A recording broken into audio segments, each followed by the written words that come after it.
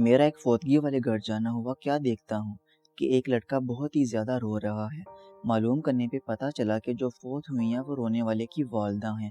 میں ہکا بکا ایک طرف کھڑا ہو کے سوچنے لگا کہ بھرپور جوانی کے وقت اتنا بے رحم تو اس نوجوان کو وعدہ کر دے گا۔ مجھ سے اس کا رونا دیکھا ہی نہیں جا رہا تھا۔ اس کی چیخیں لگتا تھا قیامت لے آئیں گی۔ وہ اکلوتا بیٹا تھا اپنے ماں باپ کا۔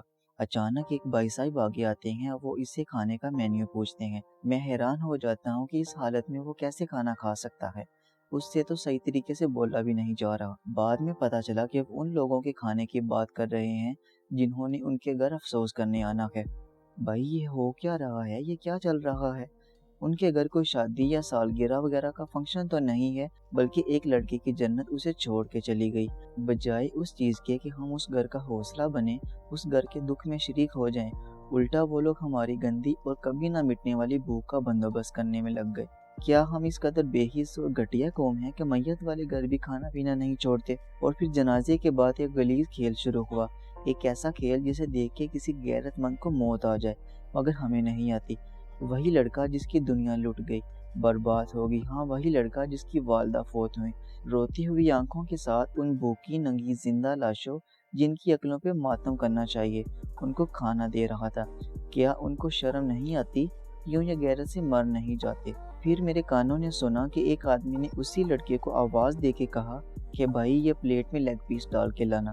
اف میرے خدا، یہ کون لوگ ہیں یار جن کے پیٹ نہیں بھرتے؟ ایسے لوگ دنیا میں ہی کیوں ہیں؟ مر کیوں نہیں جاتے؟ شرم نہیں آتی؟ اسی سے لیگ پیس مانگتے ہو جس کی ماں مر گئی ہے، بجائے اس کے کہ تمہارا ہاتھ اس کے کندھے پہ ہو اور حوصلہ دے رہا ہو، تمہارا ہاتھ لیگ پیس کو پڑ رہا ہے۔ کسی سیانے بندے کا قول یاد آ گیا کہ سب سے غلیظ ترین کھانا وہ ہے جو ہم میت والے گھر سے کھاتے ہیں۔ ہمیں ترس یا رحم نہیں آتا یہ دیکھ کے بھی کہ لوگ روتے ہوئے کھانا بانٹ رہے ہیں۔ میں نے ایسے لوگ بھی دیکھے ہیں جو میت والے گھر سے ناراض ہو کے چلے جاتے ہیں کہ ہمیں کھانا نہیں دیا، ہمیں کھانا نہیں پوچھا کسی نے۔ یہی گھٹیا لوگ کھا کھا کے پھر ڈکارے مارتے ہیں اور اسی میت والے گھر میں ہنستے بھی ہیں۔ تمیز تہذیب کی سبھی حدیں ان لوگوں نے پار کی ہوتی ہیں۔ ان کو کسی سے کوئی سروکار نہیں ہے، انہیں مطلب ہے تو صرف لیگ پیس سے۔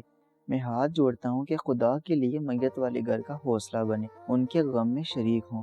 رونا نہیں آتا تو کم از کم ان کے گھر میں ہنسے بھی مت۔ اللہ پاک ہم سب کو نیک عمل کرنے کی توفیق دے، آمین۔